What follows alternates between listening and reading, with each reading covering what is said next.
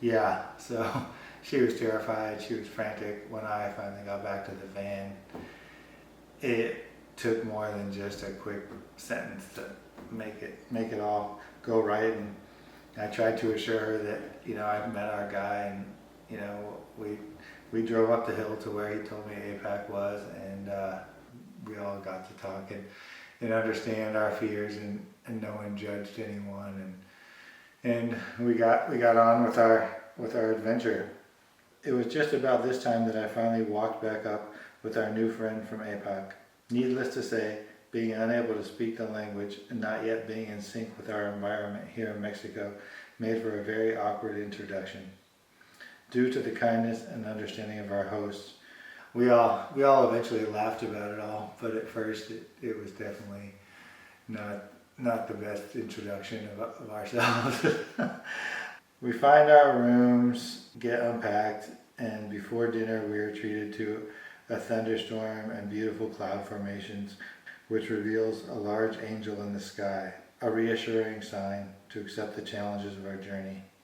By dinner time, all the other guests have arrived. We sit together at long tables for a home-cooked meal while trying to get to know one another. Dinner is followed by piñata festivities, which further relax us into the moment and allows for bonding with our new acquaintances. In the morning, it's straight into summer camp for Ryder and Penn. They are separated by age into different groups with local kids their age for daily activities. I feel a bit worried for them being separated and thrust into such a different world so quickly, but I am glad to give them a chance to be an outsider for the first time in their young lives. I hope it will be a healthy experience, one that will help them to gain perspective towards new kids who enter their lives in the future. At lunch, Ryder comes back crying. He'd been teased by a few of the local kids. It breaks my heart. Maybe I pushed them too far, too quickly. I try to explain to him that he can't take the teasing personally, that he and Penn are from different worlds than the kids here, and that they are not accustomed to visitors like us. The teasing may be coming from generalizations about who we are. I later find out from one of the workers at APAC that many of the local children do speak English, but often don't and are afraid to let the others know that they do. It alienates them from the group and gives off the impression that they think they're better than the rest. I tell Ryder the teasing problem is not coming solely from his actions, and it's his responsibility to show his true self and to try and find ways to allow them to feel respected and understood. I send him back out and hope for the best. We get through the day without any more drama. It turns out basketball is our universal language.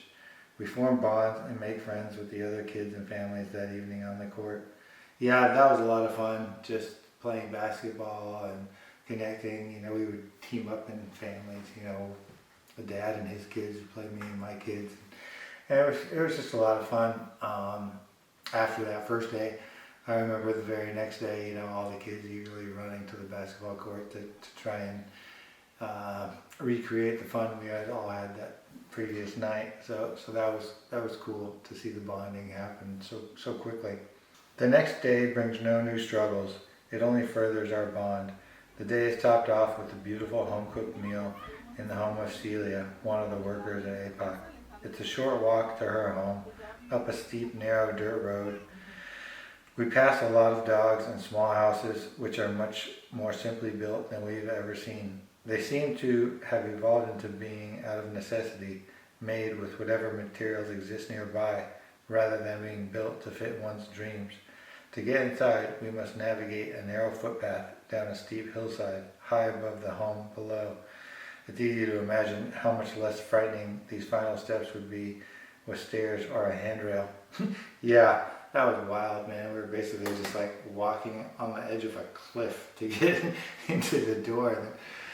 It was a little bit harrowing. And then once inside, it was so full that we couldn't even all fit. And like literally my chair at the dinner table was right at the door, which had about this wide of a path outside the door and then that cliff. So like if I got up and tripped from the table, I could just fall down the hill.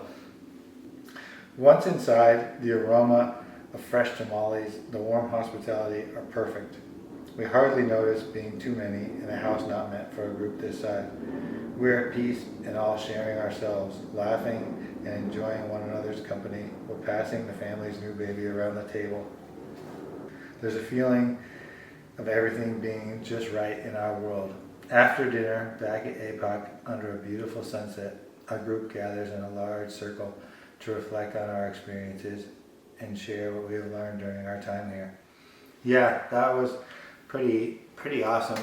Because we were only there 2 or 3 days, and that first day, it was hard between our arrival and then Ryder, feeling left out or getting teased or whatever it was.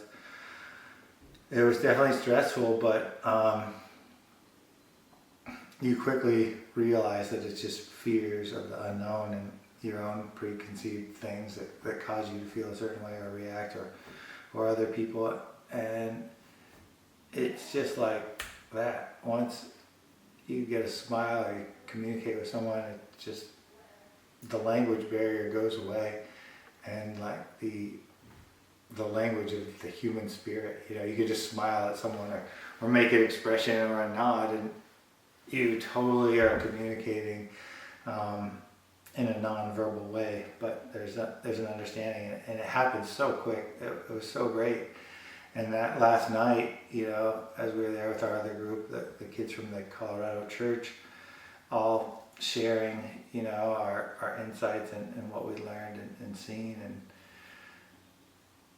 knowing that we're leaving the next day, it was sad because it's just like you just dip your toe in the water, and it's over. You quickly realize how big the country is and how little time 1 year is, and that there's no way you're going to experience anything on like a major deep level 1 year journey around the United States.